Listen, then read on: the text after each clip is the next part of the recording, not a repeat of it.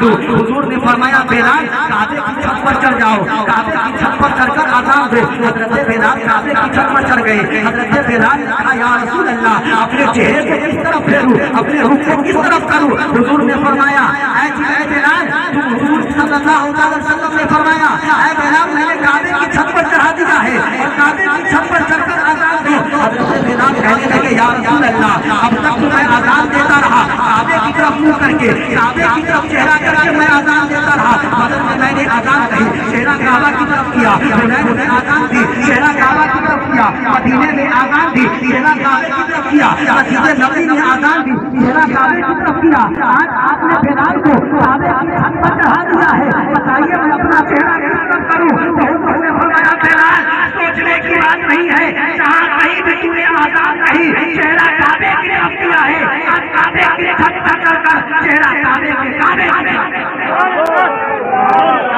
چھت پر چڑھ کر چہرہ کعبے کی طرف کر لو.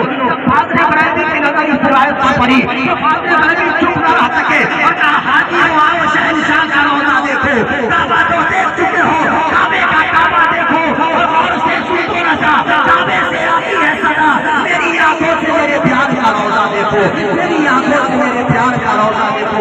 معزز سامعین کرام میرے حضور کعبے کی کعبہ ہے. بس آخری بات میں آپ کے سامنے رکھوں اور اس کے بعد میں اپنے کچھ لوگ چونکہ آپ دیگر جلوس بھی ہمارے درمیان پہنچ چکا ہے اور تھوڑی کافی ہو گئی. اب کیا معاملات کے ساتھ نہیں دیکھ کر جانے کے درود شریف پڑھیے اللہم صلی علی سیدنا شفیعنا مولانا محمد وعلى وسلم صلاۃ اللہ سلام علیہ رسول اللہ صلی اللہ علیہ وسلم. تو اعلیٰ حضرت نے فرمایا کہ حاجیو آپ شہنشاہ کا روزہ دیکھو, کعبہ تو دیکھ چکے, کعبے کا کعبہ دیکھو اور غور سے سنو رضا, کعبے سے آتی ہے صدا, میری آنکھوں سے میری پیار کا روزہ دیکھو.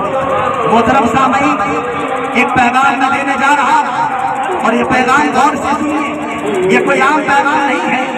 ہم جس نبی کے ماننے والے ہیں ان کا دل کتنا بڑا تھا, ان کی بارگاہ بڑی بارگاہ تھی, ان کا دامن کتنا وسیع تھا.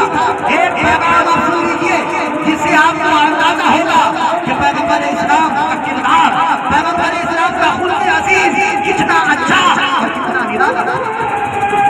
یہ پیغام آپ سنیے.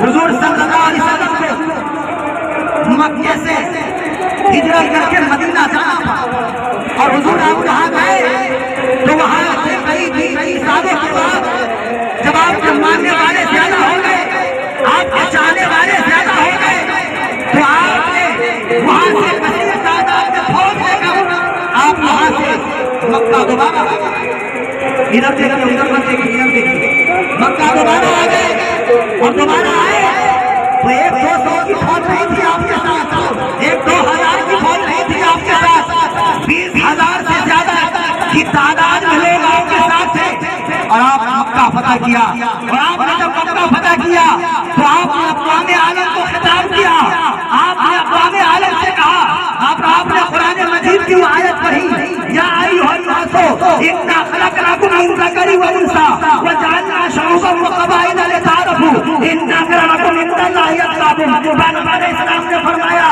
اے لوگوں, اللہ تبارک و تعالیٰ نے تمہیں ایک مرد اور ایک عورت سے پیدا کیا ہے, تمہیں قبیلوں میں خاندانوں میں بانٹا ہے تاکہ تم ایک دوسرے کو پہچان سکو. اللہ کے نزدیک سب سے زیادہ عزت والا وہی ہے جس کے دل میں اللہ کا سب سے زیادہ ڈر, اللہ کی خاصیت موجود. میرے دوست جب حضور مکہ میں آئے, جس دن فتح مکہ ہوا,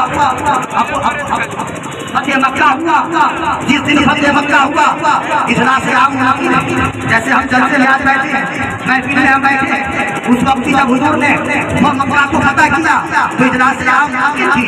انصار و مہاجرین اپنی محبتوں اور قربانیوں کی بدولت مصر آفتاب و مہتاب چمک رہے تھے, سرور و نشاط کی لذتوں سے لطف اندوز ہو رہے تھے, پیشانیوں سے فتح نصرت کے نشان صاف طور پر جھلک رہے تھے اور کفار و مشرکین ندامت سے سر جھکائے ہوئے تھے, کیونکہ انصار و مہاجرین کے مابین ہزاروں کے مجمع میں وہ جابر و صفاق بھی تھے جنہوں نے پیارے آقا صلی اللہ علیہ وسلم کو گالیاں دی تھی اور بھدے الزامات سے آپ کے قلب نازک کو ٹھیک پہنچائی تھی.